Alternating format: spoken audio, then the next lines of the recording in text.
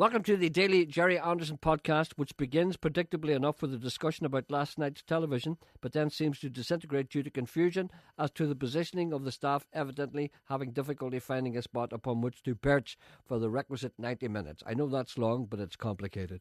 Did you see Great Expectations last night? Yes. Wasn't it just the greatest thing you've ever seen? Yes, it was absolutely amazing. Knocks Downtown Abbey into a cocked hat. Yeah, but I won't watch it tonight. Why not? Because I think what they'll do is they'll change it into a big romance thing. They'll concentrate on the romance. What do you mean you think they'll do? Have you never read Great Expectations by Charles Dickens? Of course, but they'll concentrate on that. It'll be more a love thing. I'm not watching that. That first episode was everything that you expected of the BBC and what you imagine the BBC to be about. It was wonderful. It was absolutely amazing. And I want to leave it at that. You see. You understand? You couldn't get much better than that last night. No, but it will be. No. It'll be as good. No, I doubt it. It can't get any worse. I mean, you know what I mean? That sounds wrong. It'll not be as good as. Yes, it will. It will. The only wee flaw in it last night. What's Janet doing? She's under the table. No, Janet's having difficulty. Janet, don't do that. She's having difficulty with her headphones. Why is she under the table? Come out of there. She's down on the ground now. Somebody will take a photograph. She's down at my legs. I know that's what I'm saying. Get out of there. Stop For it. God's sake, get up. Stand up. You're a married woman, Janet. For God's sake, control yourself, will you? Too much turkey. Here, Too much protein. Where's Ken? Do you want these headphones? God, look, she's walking around and everything. What's wrong with her? She's not herself. She's not herself. You take my headphones. Go on. Take his headphones. Go on. You all right? It's not often he offers you anything. Cheetah is dead. A chimp loved by every right-thinking boy who ever put Tarzan on a pedestal. But not everybody felt that way. There are odd people in this world. Cheetah's dead. Do you not care about imps? Chimps. Imps. Do you not care about chimps? Cheetah was a part of your life. I was never really a Tarzan boy. Were you not? Nah. Why? Think about it. Why was I never a Tarzan boy? Let me just think. You were never a fan of Tarzan. No, for one reason. I can't think why. Come on. Jane didn't wear enough clothes. Jane? Why did you bring Jane in for? Because I was happy with Tarzan. I was quite happy, just me and him and Cheetah. This is something that we have to get to the bottom of. Why did they introduce her? Why do you not like women? For God, what is wrong with you? Because Barbara Stanwyck started when you realised that she had breasts. Yes. And you didn't like that. No. You just thought they were lungs. But then you realised she was flashing them about. And the cowboys were looking at them, thereby bringing the attention away from you. Isn't that what it was? Not away the from cowboys weren't me. interested in you anymore. They were interested in the girl with the lungs. Stanwyck, yeah.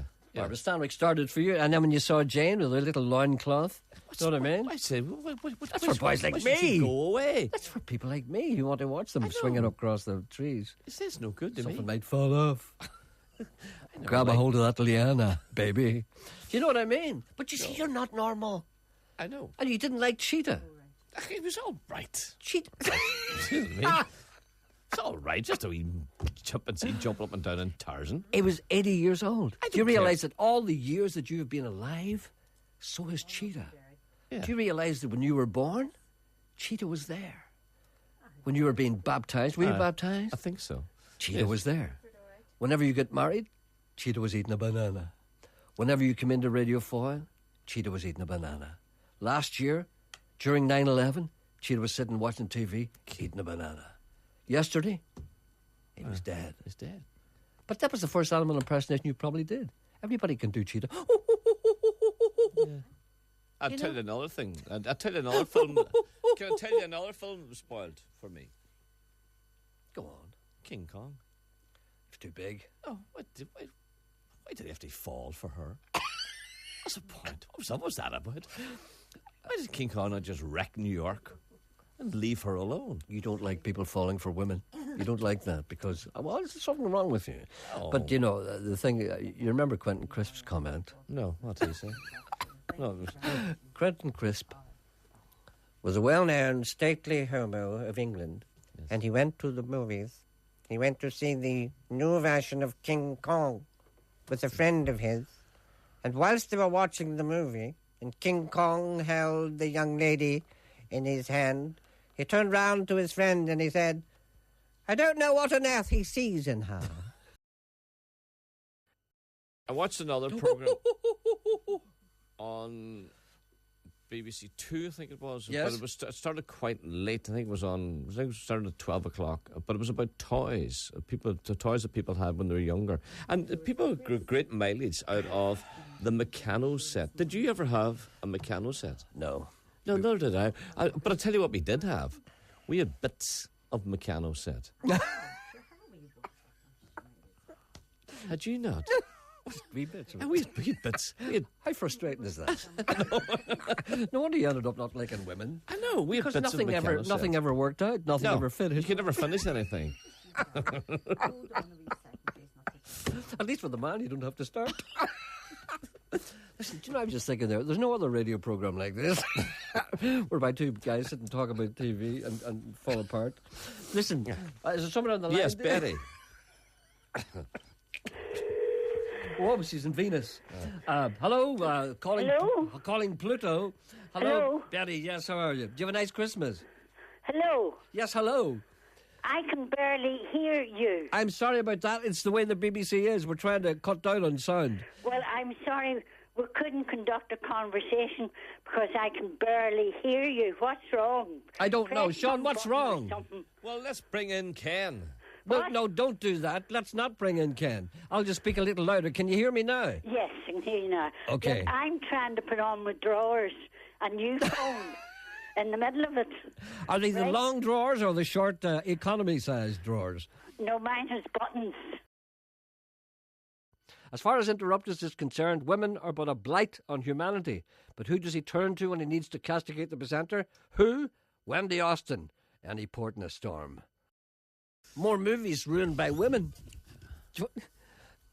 Titanic. I didn't watch that, yeah. Commitment's totally ruined by women. Who Framed Roger Rabbit? Ruined by a cartoon woman. Which we know, we would fancy her. You know, Birds of a Feather. Brassed Off. Ruined by women. Other films ruined by women. Let's see.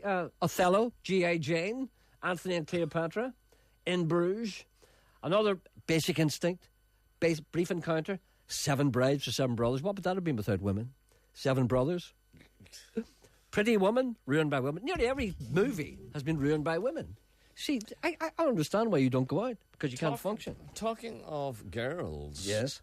An insider. Yes. An insider told me that you nobbled Wednesday on Friday morning. Wendy's a married woman. Is this true? I did not nobble Wendy on Friday morning. What I did was I approached her and I said that a deranged person was going to contact her shortly about an incident that happened a number of years ago at which she was an attendee. And I told her the incident occurred in Buckingham Palace whilst her and I were paying tribute to Camilla Fulcher. And I said, a man living in a small town in the northwest does not believe a word of anything that he was told, and he prefers to go to her to see if he can find something with which to attack me. And I told her to be very, very, very careful, but then she turned on me for reasons best known to herself. Thank you for listening. Back tomorrow.